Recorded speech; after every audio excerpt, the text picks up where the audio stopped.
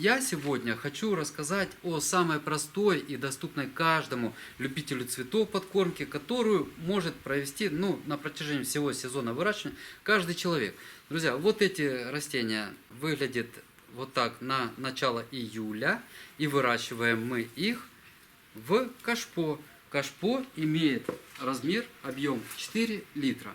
Конечно же, этого объема субстрата очень мало для того, чтобы растение, растущее в таком объеме, наращивало зеленую массу и постоянно цвело. Очень быстро элементы питания в почве заканчиваются, и если их не пополнять, не восполнять, то растения начинают угнетаться, они не будут развиваться, и они не будут, конечно же, вот так роскошно и постоянно цвести. Но согласитесь, не красота ли?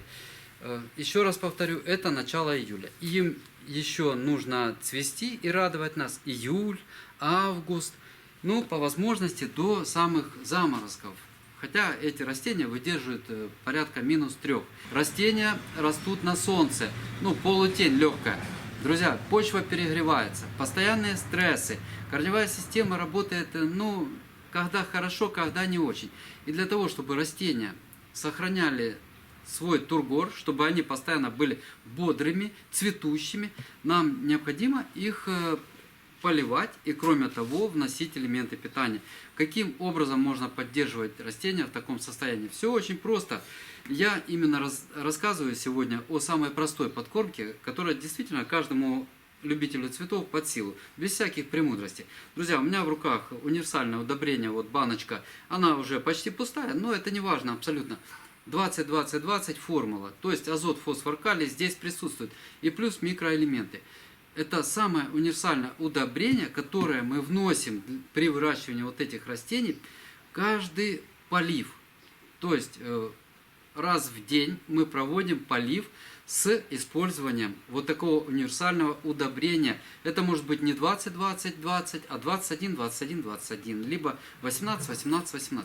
Главное, чтобы это удобрение было соответствовало соотношение азота, фосфора, калия было одинаковым, потому что растениям все эти три макроэлемента крайне нужны при выращивании. И очень важно, чтобы это удобрение было водорастворимым, то есть хорошо растворялось. И очень важно, чтобы это удобрение было бесхлорным, потому что проводя удобрением типа нитромофоски, в составе которого хлористый калий, хлор может накапливаться в ограниченном объеме субстрата и затем начинает негативно воздействовать на растения. Растения желтеют и могут просто угнетаться и пропадать в конце концов. Поэтому удобрение, которым проводим подкормки, обязательно должно быть бесхлорным. Друзья, 5 грамм вот такого удобрения на 10 литров поливной воды. И по 1 литру вот этого полученного раствора мы поливаем наши растения каждый день. Именно 1 литр поливной воды с добавлением небольшого количества удобрения позволяет получать вот такую роскошь. Почему важно именно ежедневно проводить по 5 грамм на 10 литров воды? Потому что если мы сделаем 20 грамм на 10 литров воды и будем, предположим, проводить подкормку такую раз в неделю, или в 4 раза реже, потому что единократно внесем в 4 раза больше удобрений. Друзья, так не пойдет.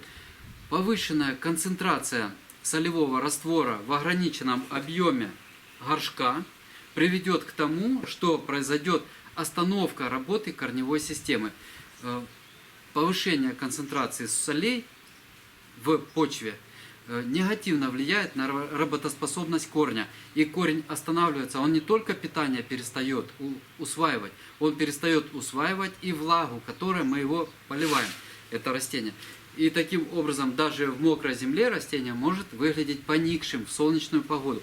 Поэтому, не превышая концентрации солевого раствора, а оптимальный размер это именно 5 грамм удобрения на 10 литров воды, мы таким образом растению не вредим, и растение чувствует себя хорошо. Что делать, если проводим полив не 1 раз в день, а 2 раза в день? Друзья, первый раз с удобрением поливаем литр, а второй раз, если есть необходимость, допустим, слишком жарко, и растения выпили всю воду, тогда второй полив проводим просто чистой водой. Не повышаем концентрацию солевого раствора в почве, с которой питается растение. В общем, проводя такие подкормки, еще раз давайте покажу, все наши ампельные растения выглядят вот таким вот образом. Я считаю, это неплохое развитие на данный момент, при том, что действительно сейчас крайне высокие температуры, растения в стрессовых условиях растут, поэтому для таких климатических условий это нормально.